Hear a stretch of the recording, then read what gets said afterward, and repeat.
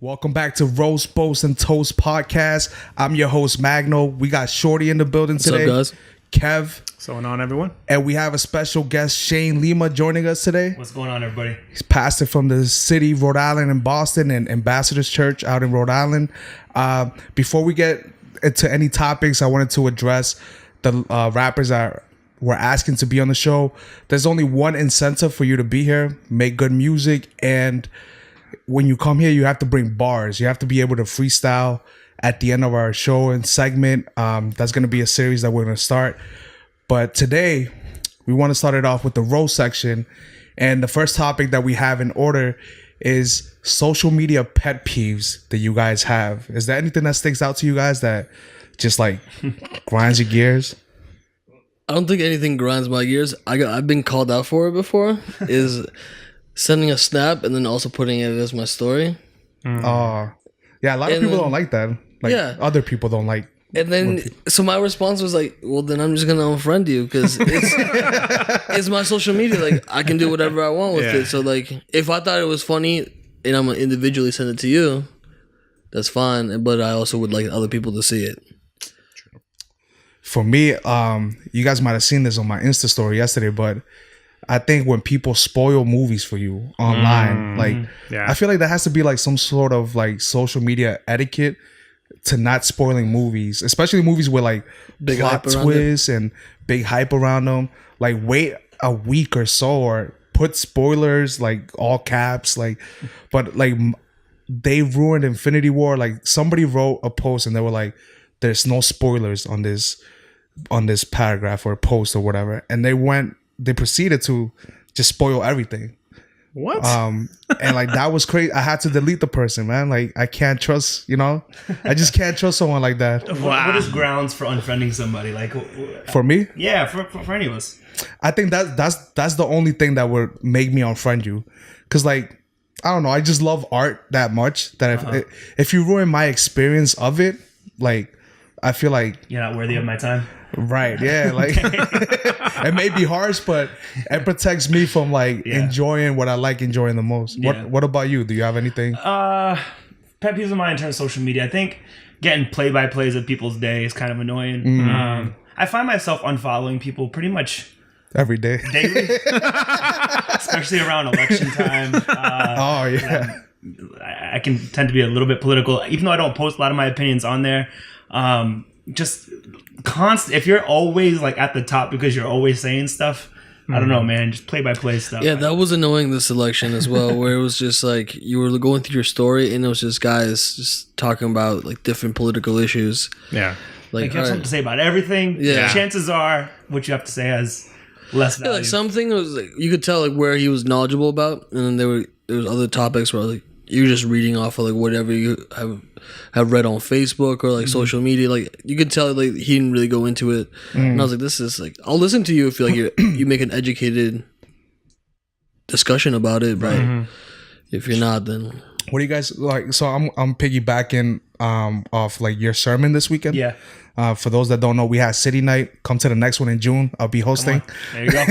But you were talking about like filtering, how we filter stuff on social media. Right. So what I wanted to ask you guys is, and Kevin, I know I didn't ask you about your pet peeve, but we'll get to that. But We better get to mine. Yeah. I would like to load it ready to go. We should opt to his pet peeve before we go into the deep end. I missed 1 week already. Right? What's your pet peeve? I'm disappearing. Like, Wow. No, my pet peeve. I think we actually talked about this on a previous podcast. Was the lengthy posts. Oh, like the big, like if I like gotta, if I said read more, yeah, that's what I'm saying. If I have to see read more, I'm not gonna read more, man. I'm sorry, like I think it's fine if you click read more and it's just like a couple words, maybe a couple more sentences. Yeah. But then if it's like paragraphs, more and more paragraphs, I'm like, can't do It's the that, equivalent man. of those friends that want you to watch the 10-minute YouTube clip. Like, it's not happening. Let me watch this video real quick. 10 minutes later, like, I'm not gonna lie. I used to be that guy who had like the read more, but it's because my posts. Because I have a lot of. The only reason I still have Facebook is one because like the apartment chat's on it, but two is just that I have a lot of family abroad, Right. and that's how we stay together. WhatsApp. Oh, no. I have WhatsApp, but like the Facebook is just more of seeing like everyone's like day-to-day life, Right. or like Right. bigger because like Yeah. I have a WhatsApp app with all my cousins, and that's all. That's Like, like that's the a F- wild that's app. family. That's a wild chat. Yeah. The thing is, because like half of us are in Europe, half of them are in Europe, and then half of us are either in North America, South America. Yeah. So it's like 8-hour difference, 6-hour difference. So like when we wake up, we're catching up on their messages, Right. and then like maybe around 3 o'clock is where like we're all together. But then after that, it's just like them catching up with our messages. So I'll be sleeping, and my aunt is going crazy. She's like, boom, boom, boom, boom, like Yeah. answering everyone's messages. And I was like, sometimes I got like mute it for 8 hours. WhatsApp world. I think another one too is on Instagram. I think kind of going off what you were saying. Like, if I get to see your stories and there's like more than like 10, if there's more than like 10 of those little things, I'm just not even gonna click. I'm just If gonna those little swipe if right. they look like dots, Yeah, I'm if not, they look I'm like gonna dots, skip over I'm your whole just story. no, next. Like- I'm not swiping through all Yeah, of I'm that. not, No I'm way. not looking at that. I'm not So- even clicking. I'm But just then my pet gone. peeve is that It's that seeing that notification. circle up there. Yeah. My pet peeve is seeing that circle highlighted. So like, Yeah, I yeah, click yeah. on it like mad quick. They're over here thinking What I that do you watch the sometimes, whole thing. I Meanwhile, you just click on it, and then I'll put my phone down. Oh, I and just I'll let watch it run. and let it run, and then be like, "Oh, this is the person's story that I really wanted to see." Like, Months later. yeah, So what I wanted to ask you guys about was his sermon this weekend was about like us having filter and like making everything look like perfect and whatnot. But you know, in social media, I also one of my pet peeves is seeing people like just put their whole life on there. Right, unfiltered. So like, what's the happy medium for you guys? Like, cause like for me, I mostly use social media to promote like my albums, the podcast, and like events going on, like city events, and that's or talk about hip hop. But that's it. Like I try to avoid personal topics or controversial topics from now out. Like people say I'm controversial. Wow. get the same energy, Pastor Shane. No, but Your invite, guys. I said I try. I didn't say I did. Yeah. I said I try. Right. But sometimes, you know, the dark side kicks in. But what do you guys think is a happy medium? I mean, for me, like, I think I use each one differently. So Facebook, like I said, is more about keeping in touch with my family. So like I'll put pictures up there. I'll do like the double post where it's like Instagram and Facebook just for my Because family to different see. audience. Yeah, so like Instagram Facebook right now is more for me keeping in touch with family abroad, or actually sometimes it's like I find interesting. I usually go through like the search Yeah. because I find some interesting stuff on there, like topics, and I'll just like read it. I'm like, oh, that's interesting. Like I'll see what it's about. But basically that's what Facebook for me is. Instagram is more about like keeping up with like friends, and what I post on my stuff is just like I don't post a lot, but it's like my dog. It's my life. I feel like my favorite two are Twitter and Instagram. Yeah. I love Twitter because I make connections there, like music connections, and nobody can really comment back. And if they do, I just ignore it. Like it doesn't show up to the rest of the world, you know, unless you like really click the thread. But nobody. Is Twitter still happening though? Like people are. It's surprisingly, yeah. Really? Like all the memes you see, all the memes start out in Twitter, Really? and then they move on to like the Yeah, rest. that's pretty true. I tried making a Twitter comeback, but it wasn't. It wasn't happening. working. No, It's, sometimes it I felt feels foolish tweeting to myself. it feels weird, right? Just talking to yourself. Yeah, I'm like, no, this is dumb. Like I tweet, but I don't even know if anybody pays attention to it. Right. But I know that like Yeah. I've made connections like For musically. Twitter for me is like if I want up to date news, I'm going on Twitter. So like obviously I'm a big soccer guy. So when it's like the last couple of days of the transfer window when everyone's switching teams, I'm on Twitter because they announce the transfers like way before ESPN gets it, or like certain trades. Like I'll find it out on Twitter before I like ESPN reports it. Like, and then I'll send it to the guys and be like, "Hey guys, what do you guys think about this move? Like the Boston Celtics are like trading this person, or like we're getting this person. Like, what was the latest trade that Boston had? The Celtics, or No, just in general, it was when we signed Jeremy Hill. The running back. The running back. That was kind of like out of the blue. Yeah. Because we were pretty quiet during the whole offseason. And all of a sudden, like, boom. Jeremy Hill is kind of like one of the more known running backs. So I was like, oh, this is an interesting thing. So, like, I listened to the guys, see what their opinion was. And then, like, you know, that's how I start discussions. Yeah. But, like, That's Instagram. that's kind of my thing, too, where I do have a Twitter. But you don't use it I don't use it at all. And if I ever use it, it's gonna be for sneakers, for like right? sneakers or also like trending topics that's going on, like breaking news type stuff. I'm reading more than Twitter- I'm actually like posting. Right, More because Twitter real-time exactly results. because Twitter's the one where it's like immediate, you'll get it right. Yeah, right there. Twitter for me is like news. Really. Exactly. Yeah. Yeah. So I have like the news because like you get this option of like which pages you could get notifications from. All the news ones, I keep like the notifications they pop through. Yeah. But like switching topics, I wanted to talk about like I've noticed a lot. Like this is not like new, but like I've noticed a lot. Like there's been like this thing where people date for perception rather than date for like the person that they actually are dating for. Like they have like Huh? No, I know. I know. So what they you're saying. date for Actually, this is attention or actually no They're like dating for so like how it's gonna let's say like Kevin, right? Kevin has like where's this going? Can't say to me anymore. Go somebody else. I use Just go with you. I'm married. Shorty's single. Shorty's single. So let's say Shorty, Shorty, he Looking the man for of Shorty. God. Looking for it. Shorty. Shorty's a man of God. He has a job, has a car. Well, right now he's getting the car fixed. But long story on that. But he's responsible, financially responsible, has his own spot. Has a great Instagram. Great Instagram. Go ahead, so shout it like out. right now he would be a good catch, right? So Yeah. say a girl is dating Shorty just because it will look good. Like on paper, like it looks good for her. Like people will be like, "Yo, that's a good look for you," rather than dating Shorty because it's Shorty. It's just him, the person. It's just him. They're more interested in what Shorty would do when he aligns himself with them For their image? for their image. It's basically for an image. It's I not kind of get you. This is kind of actually one of my other social media pet peeves. what. Oh, like the Like I dating don't mind couple pictures, but when it's like with Bay, me and Bay at the store, look at Bay eating. And I guess like in the church setting, you could use it as like, everybody wants like that charismatic, like man of God, Power couple. Yeah, that power couple. I was talking about this weekend because of course I was catching up with some old friends, and out of the apartment, I'm the only single guy.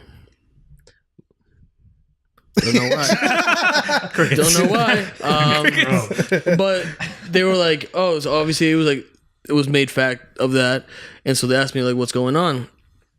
And I told them like, "Hey, exactly what you're talking about. Everyone wants like the guy to be, the Christian guy to be the pastor, but like, yo, there's nothing wrong with being a deacon or a greeter, right? That's a good dude. That's a good word right there. That's what I'm saying. Like, That's a word. That's a word. everyone, like it seems like every girl, or at least Let them hear you. at the church, I'm not saying in general. I'm just saying it seems like every Christian girl wants like to be that pastor's wife, and like I don't think that's like Yeah. realistic all the time. Not everybody could be the shepherd. Somebody got to plow the fields. Like Bro, I'm an excellent greeter. Like, what's good? What's up? Are you coming back next week? Like, you'll fill out the connect card. Like, Oh man, yeah, I get you in terms of wanting to be the pastor's wife. I think just to be frank, that's a foolish desire because only once you get to be a pastor and be a pastor's wife do you realize the weight that comes carries with that. Yeah. So if it's just for perception, just for image, I think you're setting yourself up for, a rude awakening. Yeah. Because being a pastor's wife,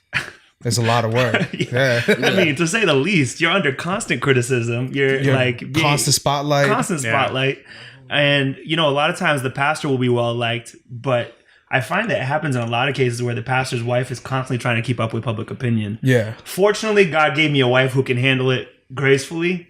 Shout out to my wife, Alini, 3 years this fall. But she's watching live.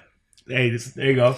But it does. I've seen it not work out. The pressure's on now.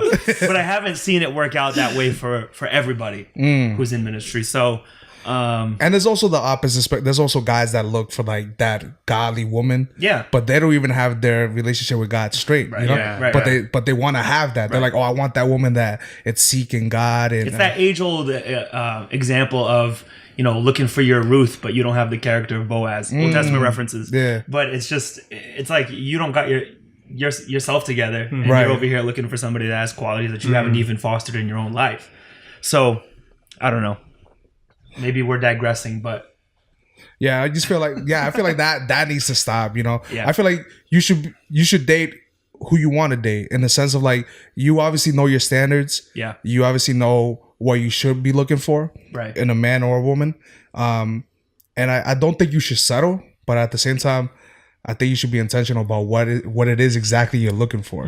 You know, don't look for an image, but look for a life partner. Right, You know what I'm saying? Like that's- Character and stuff character. matters. Yeah, character is everything. I think once sometimes people put on this perception because they know they want something, right. and they know they have to, in order to get there, they have to give up certain stuff or certain things have to change in their life, and they're just not ready for it. And so the sacrifices they have to give up, and so they just like, you know what, for right now I'm going to be happy with this. Yeah. And in reality, like that's not what they want. That's not like what's gonna. It's what's gonna be successful in the long run. Right, right. So I think sometimes you got to be like ready to take a leap of faith, or True. Yeah. just be like, hey, you know what?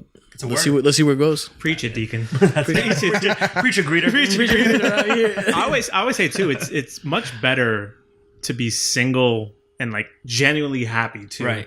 than Yeah. to be in some like forceful relationship that Right. you gotta That's like true.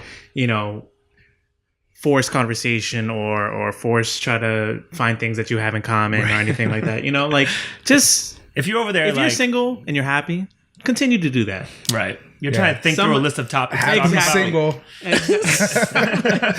Dude, listen, you. So half this group on the couch is single.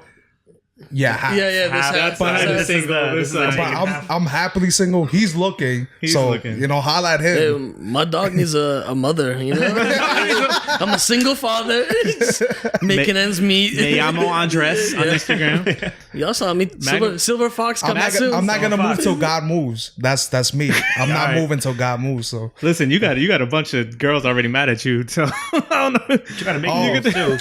yo, You're not gonna move when God moves, so I'll see you at the rapture. Hold on, I think Magno is about to. I got a public service announcement. What's the PSA? I Come on, apologize. I apologize to the city girls. I didn't mean to say that there was. Oh, this thing. Oh, Oh yeah, I'm in the dark. What's So going on? last week I said Sam was asking me. He was Yeah. our guest on the show, and he Yeah. asked me if a woman that's attractive if that's the reason why I would go talk to them or not. So I said I don't think she necessarily has to be attractive for me to go talk to them. And I said, you know how many non-attractive girls are at the city? Oh wow. So I apologize. Disregard everything he's saying. But you meant to say like in the city. Yeah, I meant to say in yeah. the city, like Boston. in the city of Boston. Yeah, like not the city Not the Boston. city, the church. Yeah, because right before that he was talking about meeting someone on the bus. So I don't talk to women on the bus. That's weird to me. Like, Yeah. but I wasn't talking to the God city. forbid you're social. I don't talk to people about it. It's like, Not like So now that. that you've clarified this, Not- so yeah, I you just weren't want to talking about apologize to all the ladies girls at the city ministry. You know, I was talking about the city, Boston. the city In of general, Boston, in Boston, in general. Gotcha. But we got some stuff we want to boast about. The first topic we got at hand for that is how important do you guys think is somebody's view when you try to build any type of relationship with them, whether that's a friendly relationship, a romantic one, or a professional one? So we're talking all kinds of views, right? Okay. All Yeah, kinds of that's views, political views. You could even throw in religious views or just life views in general. Vocational views, like Vocational views. in terms of work. I think Yeah. it's huge. Yeah. I don't know, man. I think I think it's not gonna mesh 100% of the time. no, it's not. No, it won't. But you got to be willing to give and take and Right. be like, you know what, I disagree with you on that. But sometimes like those discussions is what helps because it opens up like, oh, I never thought about it like that way, Right. or like, oh, that makes sense. Like Yeah. I don't totally agree with you, but like now I see where you're coming from and I respect that opinion. As to before, you could be like, yo, that opinion is stupid. So I think one example I could give is like, since I'm part of like the Boston hip hop community, I know like theologically and stuff like that, there's a lot of views that I don't agree with, but there's so much that I have in common with those guys in the Boston hip hop scene. Like we all come from like, you know, low income communities, and we've all had like a similar lifestyle upbringing. Yeah. And so we have like 90% more in common than we do have like as far as differences. So that 90% or whatever connects us more, and doesn't divide us because of that 10% that we might not agree with from each other's standpoint, you know? Not that you're always going to have 100% agreement, because I don't think you can have 100% agreement on every issue with everybody, or with anyone, rather. But, I mean, having the same worldview, I think, is critical to have a healthy relationship. Definitely. And a marriage that is successful. Just taking from my perspective, Alini and I were raised in different cities and different states. But when we met, I think what drew us together and ultimately led to marriage was the fact that we looked at the world the same way. We viewed, God the same way. We viewed our politics the same way. We viewed the importance of work the same way. We viewed finances the same way. That's important. Like, if you're coming from like radically different perspectives, it's going to lead to conflict. I'm not saying that there can't be eventually a coming together and an agreement. But I think there's always going to be that conflict. Yeah. Of course. Like, yeah. And even myself, being in the Boston hip hop community, like, there's always stuff that like I see that like I believe in, and I know that they disagree with fully, but I'll never engage in it because I'm like, oh, that's, I respect what they believe, and even if they don't respect what I believe, as long as they're not like coming at me, I'm good, I'm cool with it, Right. As far as like when it comes to romantic, I think political views is like one, like aside from worldview, like which is like priority for me. Like political views is probably second to me. For sure. Yeah. I feel like we'd have to kind of like because have similar views. Like it speaks to what you consider important, ethical. Yeah, ethical. And yeah, right. Yeah.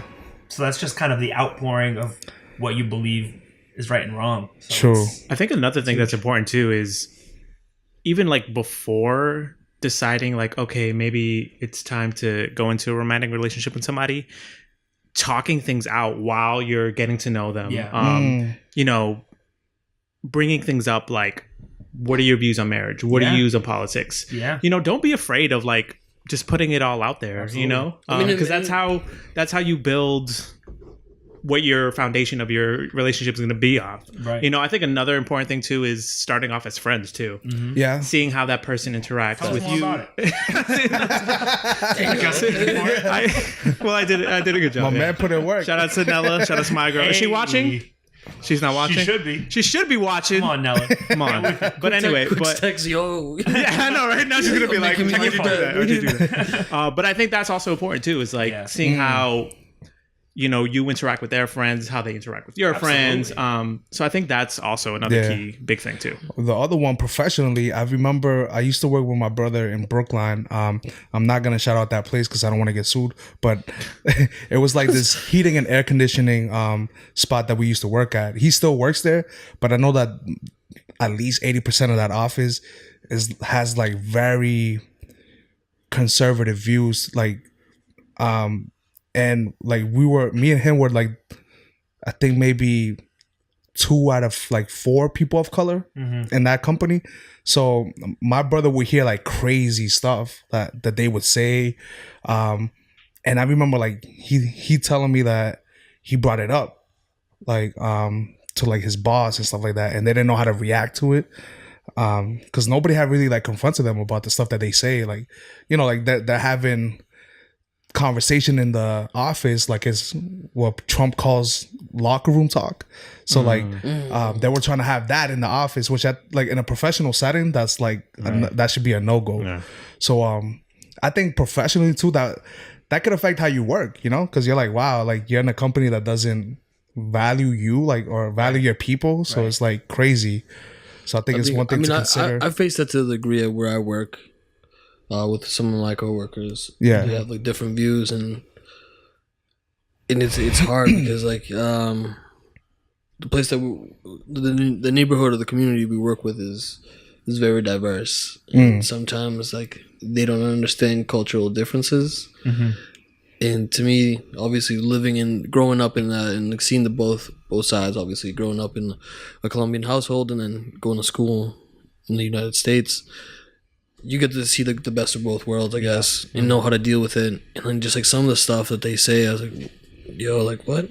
Like no one taught you this? Like this is A lot of it's just ignorance. Yeah, Yeah. and that's like, exposure. You know, and that's what makes it hard because like you can only address it so much before it's like, you know what, like it is what it is, and not changing their mind. yeah, it's true.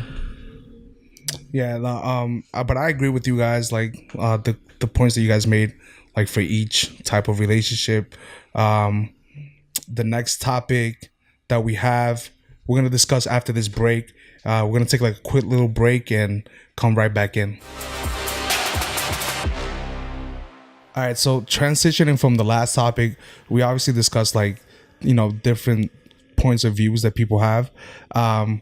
This next topic or question, should I say, is like, what are ways we can create dialogue between sides that disagree, but are able to find like some sort of midpoint that both sides can benefit from? I mean, I think Kevin touched upon it a little bit. Just bringing it up, that's like the that's like the first step. So you gotta bring it up and be like, you have to be, if you're gonna bring it up and you're willing to do it, you have to be ready to face opinions and hear stuff that you don't necessarily agree with. Yeah. But then you gotta like be willing to ask the questions. It's like, why? Like, what makes you think this way? What? Because then if you don't understand it, if you just let them spew what they gotta say, then at the end of the day, like, what did you benefit from it? Because you still don't know where they're coming from. Yeah. Pulling it back to that talk on social media when we first started, what I find is like a lot of times somebody will post something, it'll start a dialogue, but I've never seen like social media rants or arguments come to like a wholesome conclusion. Like, oh, I actually agree with you. It always always ends with, I've never seen it. Like on my page that happened. Political posts? Oh, not political. Not political posts. I've never seen somebody convince somebody else of in some argument on Facebook. And I think one of the best things in order to kind of come to terms with people who see things differently than you is to actually take these conversations. A lot of people are quick to post and quick to ask questions online, but then don't have the guts to talk to somebody in real life. Yeah, they don't keep that same energy. They really don't. So, I mean, I think the best way is actually having a conversation face to face. Face to face, yeah. You know? And because people will be... I mean, it's easy to just kind of type an answer, hit enter, and then you kind of walk away. But when you're face to face, you're forced to have dialogue. Like you have to think on the spot. Absolutely. Whereas in like if you post like an opinion online, you could take your sweet time. Absolutely. Like thinking you can just up like the comment, walk away. You can come back. Yeah. Like you got the Wikipedia page on the side. Like, you could go out, like you have can delete fun. the post. You can do whatever you want. There's so many things. There's so many factors into it. You're in a safe zone essentially, and I think when you're in person, you don't have those scapegoats. You know, you have to come into face with whoever you were in opposition with, and then have to actually construct a good conversation and debate. Make a good argument. Yeah, I mean, that's something I noticed. Now, this isn't just an observation that I have. I guess it ties in perfectly with this. And I brought it up a little bit before about growing up in two different cultures. Yeah. I feel like when minorities bring this up, we're ready to go. And like, okay, I'm willing to listen to where you come from. But then on the other side, it's never that same case. Like more often than not, maybe I haven't met other people that are willing, but more often than not, like I see it like on those videos that people put on Facebook in real life, like people, like minorities, like, all right, perfect, like that's your opinion, like why? And as soon as they get asked why, the other side is just frozen, like yo, and then they either start attacking or like, you know what, I gotta go. I remember like pre-election and post-election were some crazy times on my Facebook. Scroll back, folks. Scroll back. It's worth a read. So there was just a lot of stuff going on, man. Oh my gosh. I was kind of like the Kanye of that time, and I would just post whatever was on my mind. And let me tell you, Kanye, that's not safe to do. No. And sometimes you gotta really think about what you're gonna post. Dragon energy. The dragon energy. That's worse than like when what was Charlie Sheen's thing back in the day when he had a meltdown? Oh, tiger blood. Tiger blood. Yeah. Tiger blood. Yeah. What is dragon energy is? What is that? So I remember there was one. Obviously, these are like very serious topics, like the police brutality and everything Trump has said that's crazy as well. But when the police brutality stuff was going on, a lot of my friends, like that I know personally, that don't really post much on Facebook, they felt like I was attacking cops, and they had just become cops. And these are people of color. These aren't, most people were mad at, like, white people in this sense, like the white cops. Right. But my friends they're friends of color. They're people of color, Latinos and blacks, and they had just become cops, and they were like, yo, like, why are you saying this stuff about me? But I don't think I ever said anything about cops in per se. I was just saying, like, abuse of power. I was speaking in general. Right. And I think that for any job in the world, period, there has to be a check of balance. Absolutely. Yeah. But it was that quote that says, like, absolute power corrupts absolutely. Like, wherever there's no check, wherever there's no wherever there's no accountability, right? There's always going to be, just a corruption of power. The crazy part is, like, us where we are as a nation should be setting an example for that. Because, like, if you go back and, like, look at, like, third world countries that our families come from or that we come from, like, there's no checks and balances to some of those, like, like police forces, or like high up authority, and like they just do like whatever they want. And so I think that's where it comes from. We're like we're frustrated with that. That's part of the reason we left. And like now you guys are like doing the same thing. Like I can tell you this doesn't end well. Like, this doesn't work for anybody. I'd like to show you like 32 countries. Like a lot of us here think like America's corrupted, but I come from El Salvador, and that's a really corrupt government system down there. So let me tell you, like, we're lucky how we have it here. If this is corrupt, like I do think that there's some stuff that is corrupt, but like that's neither here or there. But I think the conversations I had with my friends, I made sure those conversations stayed offline. Yeah. Smart. Some of them started online. Like, I saw the animosity, and I was like, yo, like, I don't want to ruin a 20-year relationship over an online post. Yeah. So what I did, I texted them, and then, if we needed to meet in person or talk over the phone, then that was going to happen. But, they felt comfortable just texting. So I was like, and we argued, like, we argued back and forth, but we heard each other. That was the important part. Yeah. And we understood each other's, like, side. And I think that's what people need to do, you could disagree. I think if you don't disagree on stuff, like, everybody can't be the same, like, that makes life boring. Yeah. I think what makes life interesting is being able to have differences, but also being able to acknowledge that those differences shouldn't dictate if you treat a person bad, what I'm saying, because of it. Yeah. That person's still worthy of respect. Even exactly. If they have radically different views than you. Exactly. And I think someone said this once. I think it was I forget his name, Nabil, I think. He just passed away from, like, Ravi Zachariah's ministry. He was talking about, like, how you view someone that disagrees with you is still important, because, like, even if, let's say, that person were to disagree about your worldview or whatever it is, they're still created in the image of God. So when you disrespect them, you're basically disrespecting the image of God. So like, that's one of the things that I always keep in mind. Like, regardless, we may disagree on, like, a whole spectrum, and, like, be like, no, definitely not. But I still gotta have respect for you, Yeah. And make sure that doesn't get in the way of me, like, still trying to show you love regardless of it. Sure. Yeah. But I guess we could get to the interview part. And like I said, this is Pastor Shane Lima from the City Ministry in Rhode Island and Boston, and he's also preaches the morning service at Ambassador's Church in Rhode Island. And what would you tell someone about the city that's never been to it or has never heard of it? Like, how would you tell them the atmosphere is and what they can expect? Full of beautiful women. Full of beautiful women. There you go. Make that clear, Magnum. I would just say it's, multicultural, coming together of people that love God and are seeking just to know God. A place that anybody can belong. We call it home all the time because that's really the culture that we try to have at our church. Yeah. In a culture and society where so many people don't fit in, coming from as a pastor and as a believer in Jesus, I just know that the church is a place where anybody can come. You don't have to figure life out to belong. You don't even have to believe what we believe to belong. Just the fact that you were created by God, you're automatically part of the family. And sometimes it takes people longer to come around to, believing what we believe, and that's all right. Everyone's on a journey in their own process. Yeah. But really what I would describe it as is just a multicultural, high energy, passionate, creative, fun place to be. And it's the house of God.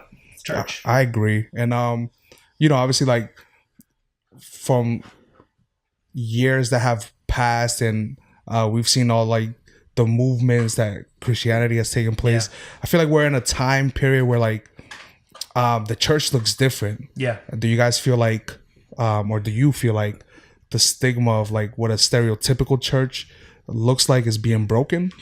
I'm more interested in making sure that, I'm all for the church staying relevant. Yeah. But the church staying committed to what the church has always believed in, which is the fundamentals of the Christian faith. Right. And I think you can change the look, you can change the vibe, you can change the method, you can change what that feels like.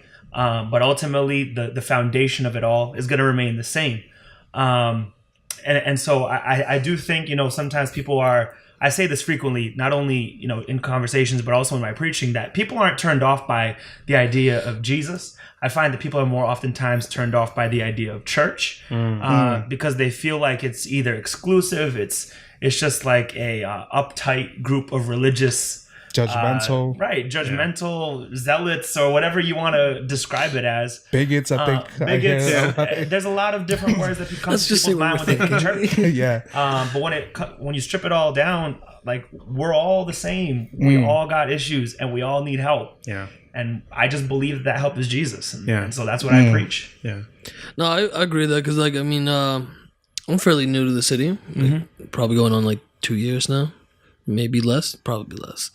But one thing that, like, brought me to it, as opposed to, like, the church I grew up in, was like the church I grew up in was, like, so uptight. Everything was just, even when I was younger, I was like, yo, this is mad boring.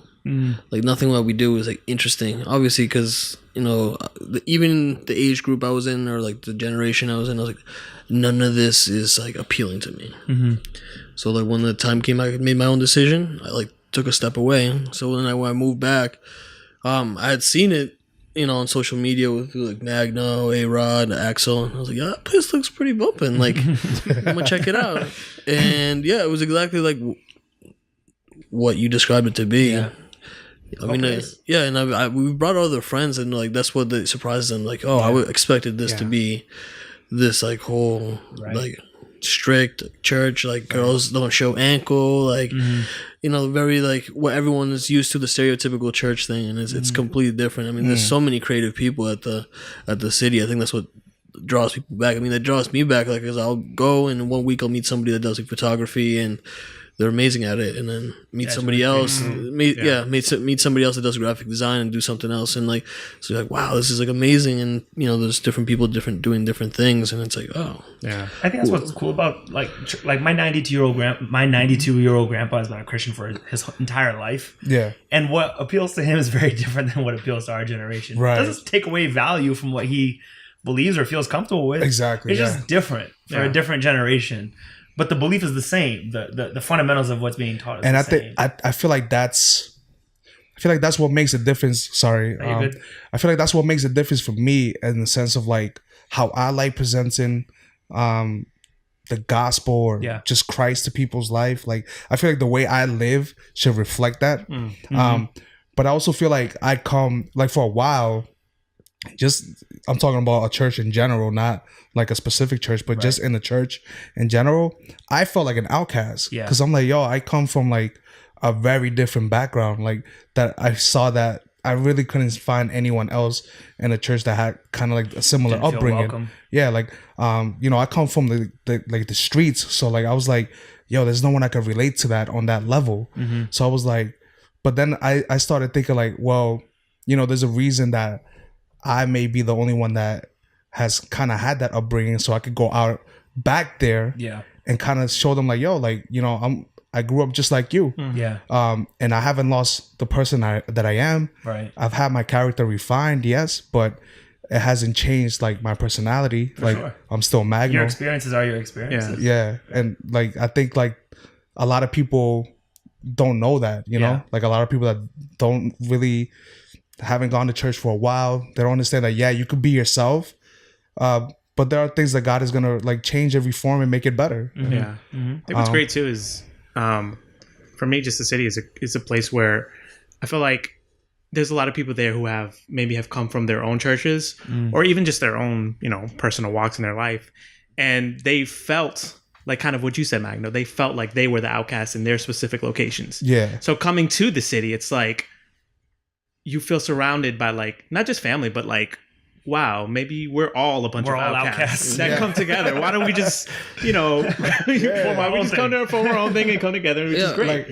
Like a lot of people see my posts on Instagram and they're like, yo, what is that? Like when I post about Men's Block. Yeah. And, I always try to be upfront with them and tell them like, yo, like, we just go read the Bible, but we also like just a bunch of guys that want to just hang out with each other as well and talk life. Right. Yeah, for sure. I was going to ask, I know you've talked about this before, but, and the city, obviously, their foundation is Rhode Island because of the home church, and you guys started out as truth seekers back in the day. But besides location, what specifically about Boston was a reason that you guys decided, let's do this, let's do City Boston? That's a loaded question. Yeah, it started with like Magno was kind of part of that process because we had some dudes who were driving down to Rhode Island we were doing Wednesday night services every Wednesday in Rhode Island, and we had like Nevs, Andy, Chris, and Alex. We're driving down almost weekly. Yeah, it was almost weekly. And then I was dating Alini at the time, trying to date Alini at the time, and she was from Boston. And so when we started dating and the guys were driving down, I mean, we had connections, in the Boston area. And I had been preaching at, several Brazilian churches in Boston and had developed, a love for this region, even though I hate the traffic up there. It's crazy. Yeah, I hate it too. We hate it too. We hate it too. You don't even drive. Public transportation is way worse. It is crazy. Trust me. It takes you quadruple the time to get anywhere. 40-minute delay on the red line. Trust me. Forget it. So anyway, we got to a point where it's like, well, we have these guys that are driving down. We have connections in the city of Boston. What would it look like if we just rented out a space, got people together, and do what we do in Rhode Island? And so that's kind of where it was birthed from, was just this desire to spread what was already working in Rhode Island to the city of Boston. Because, I mean, you can't even compare, Boston and the business of Boston and the scope of Boston to the size of Rhode Island. Right. It's just a totally different playing field. So we just kind of figured, like, if God's doing all this crazy stuff in Rhode Island, like, what could God possibly do in a city, like Boston, the size of Boston? Right. And so we rented out a hotel ballroom at the Holiday Inn in Somerville 3 times during a summer. And we just put an event page out there saying, come and check this out. It's a vision night. We're trying to start a church on Friday nights. And I know that was kind of like breaking the mold of what church feels like in terms of a Sunday morning model. But we did it. People came. And then we launched in September of 2014. 14, yeah. So it's been going now for 3 years. Yeah. Wow. I know that, going to the city, for the people that have been there and go, there's like a large demographic. So it could go either from like people that are maybe 16, I'd say would be the lowest, or 18. Rhode Island, we have some young high school students. So it could go from like heavier on the 20-somethings. So it could go from like that age group to like older people. Yeah. How do you do like, because you being from like going from seminary and stuff like that, I know that you guys went through like a lot of theological depth. Yeah. So how do you balance out being able to create like a word of God that's applicable to all ages? Right. It's a challenge. Yeah, for sure. Because you're not only dealing with different ages, you're dealing with different cultures, backgrounds, and the context of Rhode Island, different languages in terms of what people primarily understand. And to be honest, it's a learning curve where you kind of got to see the needs. And this applies to everything. You got to know your audience. I know for your music thing, you got to know who I'm marketing it to. the same thing goes for preaching. I mean, you can come from like the most rigorous seminary, but if you're preaching in the inner city, you can't bring this like lofty language from a seminary to the streets of Pawtucket. It's just not going to work. Right. You're not reading the King James. Because I mean, the needs of the community where we do ministry are very different than the suburbs where I went to school, and so you gotta. It's not about dumbing it down, right? You know, it's about just changing the language that's used, the stories that are used to connect meaningfully with the people. Yeah. And to make it understandable and relatable. Because if you can't relate to something, you're not going to pay attention to it. Right. Yeah. I don't think you want to confuse people either, you know? Right. So like, you know, when you're able to simplify as much as you can. For sure. I think that works best. And I know that you made the transition to like come out here and plant this in Boston. And because I have these thoughts sometimes when I do like any transition in my life or any big change. Have you ever had those thoughts where you're like, man, like, why'd I do this? Like sometimes you're like, was this really God's will? How do you deal with those moments where you're like, I don't know if this was really God's will or just my desire? Bro, a sense of calling and a sense of passion will get you through those those moments where you question everything. I'm sure like all of us are in different fields. But I'm sure we all have those, whether you're in banking or music or I have it every day. Why am I here? Apple or whatever you're doing in life, you're gonna have those moments like, what am I doing here? Yeah. And why am I not doing something else? Yeah. I've recently been having that. Like I work for Tufts Health Plan every day from 8 to 4:30. Questions on the hour. Why am I here? So like, do I feel nauseous enough to go home? I can't even like. I don't hate my job because I think my job is great. Like I think what I do is great. But it's more like it's something that I know I'm not passionate about. You know? Yeah, that's where I'm at. Yeah. And so sometimes I question. I'm like, should I even be here? How much longer should I be here? Yeah. Or should I like, you know, act out and just move to a different direction professionally? So like I know like doing that on a scale of ministry must be even like tougher because these are people's lives, right? These you know, souls you're dealing with. Yeah, this is like much. There's a bigger consequence. Wow. There's a bigger consequence than there's huge consequence for sure. Yeah. And I think the discouragement sometimes is like where I feel like I'm pouring 110% of my energy and passion and time to it, and if it's kind of received in a passive sort of we don't care mindset, it's sort of like, dang guys, like I'm over here like preaching until I'm red in the face, quite literally, and y'all's lives aren't changed yet, you know. But you know, a sense of when you're called to something, you're called to something, and so you just got to do it anyway, right?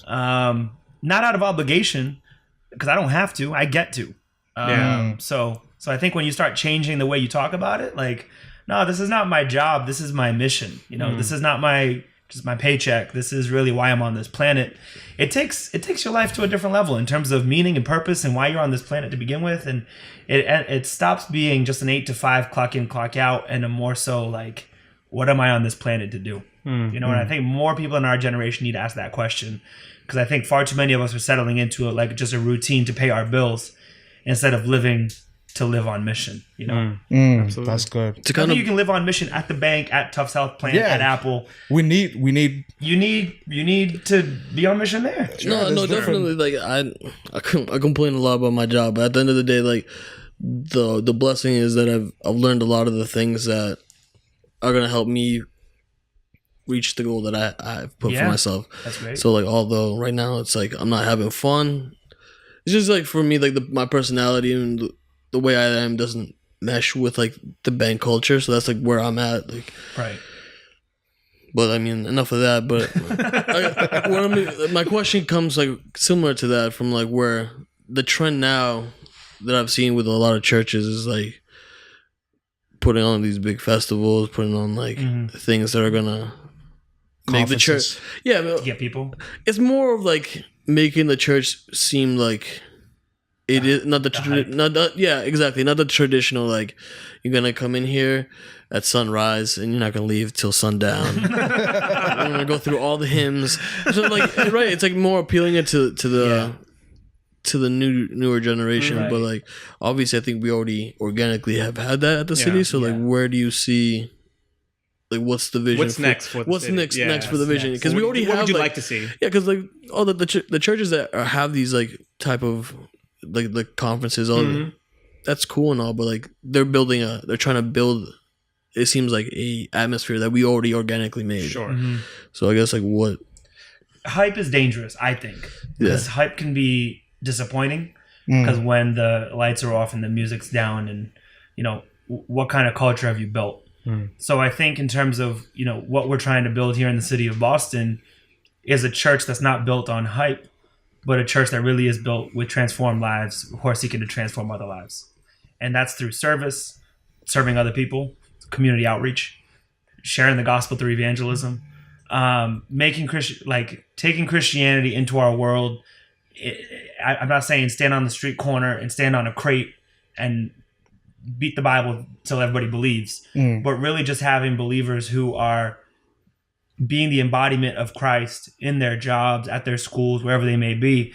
And so being part of the move of God for the city of Boston, instead of just creating this like party atmosphere, which I'm all for a great atmosphere, I'm all for a great time, but really creating, a church and being part of the church, rather, not creating a church, being part of the church that is not just attending services, but is really taking Christianity outside the four walls of the church. I think there's enough religiosity of attending services. People will do it just to kind of check it off their to-do list. But I think what Christ wants to do in this city is raise up a generation of people, young people, old people, that will be the church outside the church. And so that's what I see being next. And I said this a couple weeks ago, is that the vision is not that we would be a church defined by how many services we have on a weekend, but judged rather by how many people we serve every given week, and how many people we connect with, and how many people we touch, and how many people we demonstrate the gospel to. And that is most of the time, that's not preaching it, that's just living it. Right. Where it's not phony, it's not fake, it's not staged, it's not, suited up and holier than thou. It's just relevant and real, where all of us got issues, all of us need Jesus. And if we can just embody that to our city, I think it would change the game. So that's the vision in a nutshell. Yeah. No, I agree. And to close it out, kind of wanted to, I remember you once saying that the church doesn't need to be influenced, but we need to be the influencers of this world. I think like art has a lot to do with that. Absolutely. I think one of the languages that everybody is able to kind of like come together with is like music. Yeah. And not just music, but like just Are you getting ready to plug your album? No, I'm saying like you're building this up to. I guess like what Monastery Monk Methods. Come soon. I've actually never promoted my albums on here, but I just did it for you. One of the things is like I feel like what do you think about this? Tell me if I'm wrong, but I feel like Christians should be at the top of all these mediums. Yeah. Like, not to say like it's a competition, but it's more like, if the world can do it at this level, then Christians should be able to imagine what we can do with God's lesson. Yeah. You should be able to like, creatively be like at the top. We shouldn't have the corniest music, the corniest movies, the corniest everything. Yeah. So I just think it should be like quality. Yeah. High quality stuff. I don't think you have to give God cheap in order to prove how humble you are. Yeah. You know what I mean? I think the issue with that is that there are people that are at that level. They just don't want to come out and say, "Hey, I'm doing this for God." Exactly. Like we talk about this all the time. Like LeBron gets this bad rap, and he's just like a little bit more quiet about his belief as opposed to let's say Steph Curry, who is like every church's like favorite basketball player, just because and some people know the backstory, and some people are just like, I just like him because he put a verse on his sneaker. You know what I mean? Yeah. So I think it's just hopefully people get that last minute push and then definitely like, hey, just say this. But I'm glad like you were able to come on the show. Guys. I do have one question that I get a lot from people outside the city. What exactly does asterisk mean? The asterisk, it's right here. So there you go. If you see an asterisk like in a book after any a word, a paragraph, it usually points you to somewhere else for a further explanation, like a footnote or an endnote. For something that's the more full explanation of what you just read. And so as the city, I say this at the end of every service, that we would leave the church to be the salt of the earth, the light of the world, the city on a hill that can't be hidden. That when the world sees us, they actually see a representation of God. And so we're just asking that our church, it wouldn't be about us. Like we wouldn't be seen. It's not about our brand, but that when people see us, they're actually pointed to the higher definition, the higher meaning, the ultimate goal, which is a relationship with Jesus Christ. That's it. All right. It's done. Oh, you can edit this. So, Dang, guys. Gotta start over. Gotta start over. Take it from the top. That's all good. But thank you very much for coming. Absolutely, guys. We'll Such an be honor. here next week. And you can find us this Friday at 52 Russell Street in Cambridge, 8 o'clock. That's it. See you there.